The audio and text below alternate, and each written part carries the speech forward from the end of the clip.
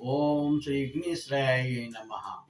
ఈ ఈ ఈ సృష్టి స్థితి లయగమనము దేనిపైన ఆధారపడి ఉన్నదో ఇది మీరు తెలుసుకోవాలి అనుకుంటే, ఈ యావత్ ప్రపంచములను దేనిపైన ఆధారపడి ఉన్నదో మీరు తెలుసుకోవాలి అంటే, ఈ భవబంధాల నుండి మనము ఎట్టి మానవ జన్మములో అతీతముగా ఇంకా జీవన పదములో మోక్ష పదములను పొందాలి అనుకుంటే, ఆ జీవన ప్రక్రియను ఈ కర్మయోగ శాస్త్రములో నిశ్చి దేనిలోనూ నిశ్చితమేమి ఉన్నదో అవగాహన జ్ఞానమును తెలుసుకోవాలి అనుకుంటే, మీరు ఎంతయో ఈ జగత్తులో జరుగుతున్న విషయాల మీద మీకు అవగాహనను కల్పించాలి అని తెలుసుకోవాలి అనుకుంటే, మీరు వేచి ఉండి చూసిన ఇది మన జీవితము ఎందుకు ఈ జన్మములను ఎత్తి ఈ మానవ జన్మములను సాత్మకములను చేసుకునే కోసమే ఈ సృష్టి స్థితిల ఈ గమనములలోని భగవంతుని ఈ మానవ జన్మములకు అతీతమైన శక్తులను యుక్తులను మనలోన తెలియని జ్ఞానములను యోగ శక్తులను కర్మయోగ శాస్త్రములతో నిక్షిపింపబడి ఉన్నది. ఆ విషయాలు ఇవన్నీ మీరు సౌగంగా తెలుసుకుని ఈ జన్మములలోని మనము సాత్వికములు చేసుకోవాలి అని తలంపులను తలించుకున్న ప్రతి జీవిని మోక్ష సాధన ప్రక్రియ భవబంధాలకి అతీతమైనది. ఈ జీవన ప్రక్రియములలో మోక్ష పదములు అనేది అతీతమైనది. భగవంతునికి జీవునికును జీవాత్మంబు పరమాత్మ దివ్య స్వరూపముమై ఈ జగత్మంబులోన వెలియుండు సర్వ దివ్య శక్తిని మానవ దివ్య శక్తి హంసం పుల్లలలోన నీలోన దాగియుండును జీవనారాయణుడు. జీవతత్వముల పరమతత్వముల యోగతత్వములను సిద్ధింపజేయు విశ్వజగత్మంబున్ సర్వ సృష్టికి ఆధారభూతము మగు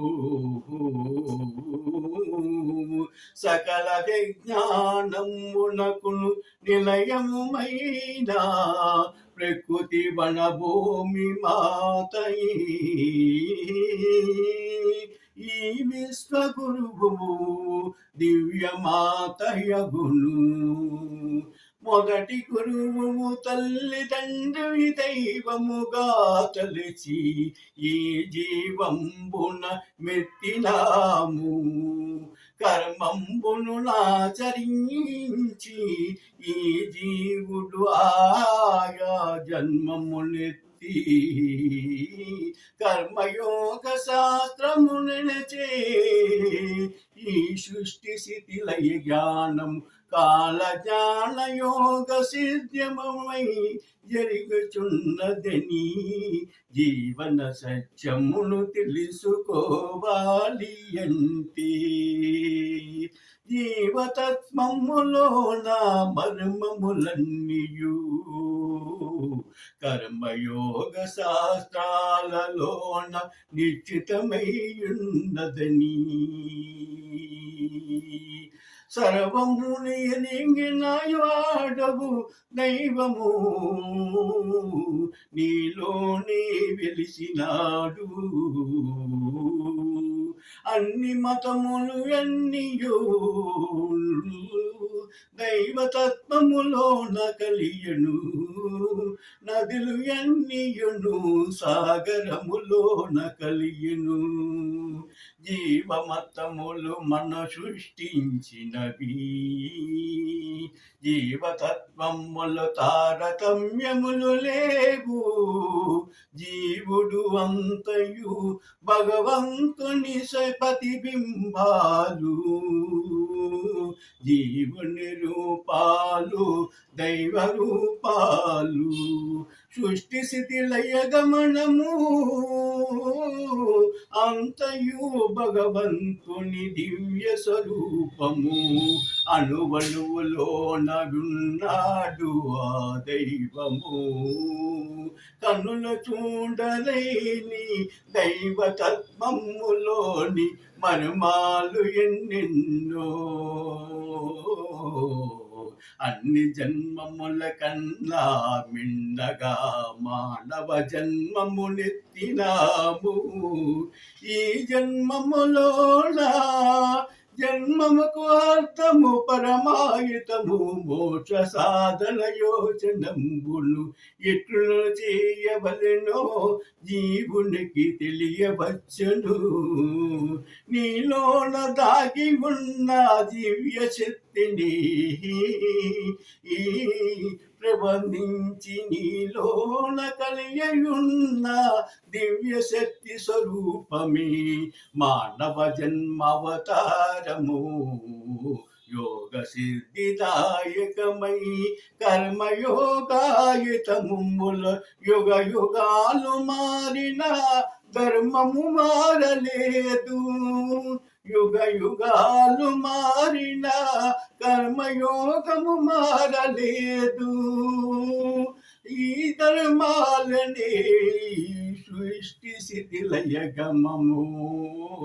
శక్తియుక్తి ముక్తి మీద ఆధారపడి ఉండెను ఈ జీవిత విశ్వజగత్తము. మన తెలియవచ్చు ఈ జగత్మముల ప్రబోధన. ఎందుకు ఈ మానవ జన్మమెత్తినామో ఈ కర్మ ఫలములను ఆచరించి ఏ ఏ జన్మములు ఎత్తిచుండినో తెలియవచ్చిటదే జీవధర్మము. అది ఏ కర్మయోగ శాస్త్రాయతని పుణ్య ఫలము. దైవతత్వములోన పరమతత్వమే జీవతత్వముమై ఈ విశ్వ జగత్వమున జ్ఞానదాయకమగును. అది ఏ యోగదాయకమగును.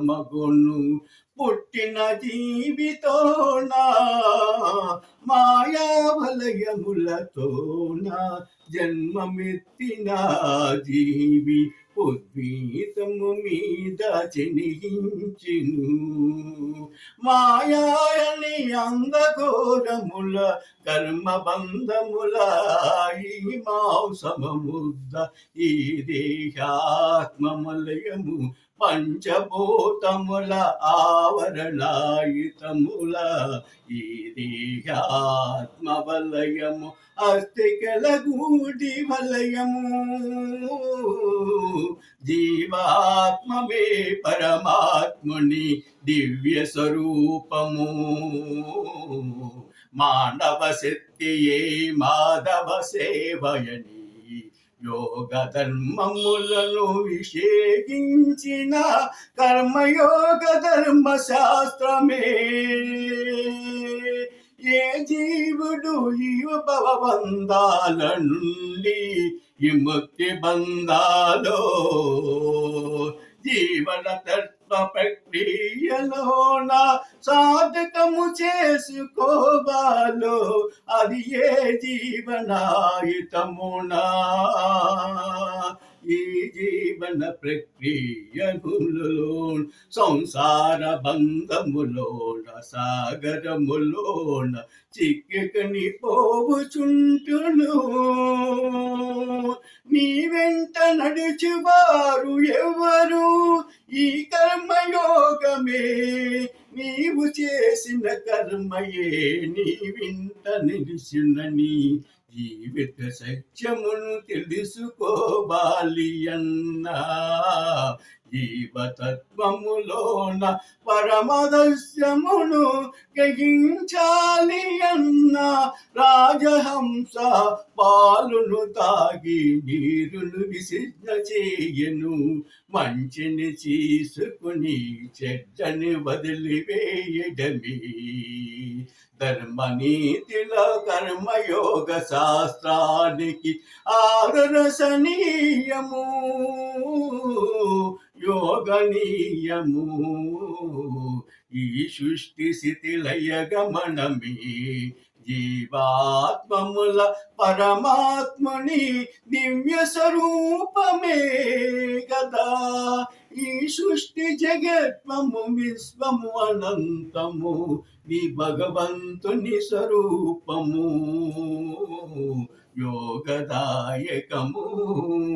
కర్మయన్నది మన చేయిన జీవన ప్రక్రియయని మోక్ష సాధనము పొందుటకై ఈ జీవన సాధన ప్రక్రియయని తెలియవచ్చును. రరే రాత్రి పగలు ఎన్నది మన ముందునే కనిపించి ఆడును. చీకటి అనే అందఘోరమును పాలదోలే వెలుగు అనే జ్ఞానమునకు మోక్ష సాధనమని జీవన శక్తియే జీవన జ్యోతిగా అఖండ దివ్య జ్యోతి స్వరూపమే దైవతత్వమని పరమతత్వములో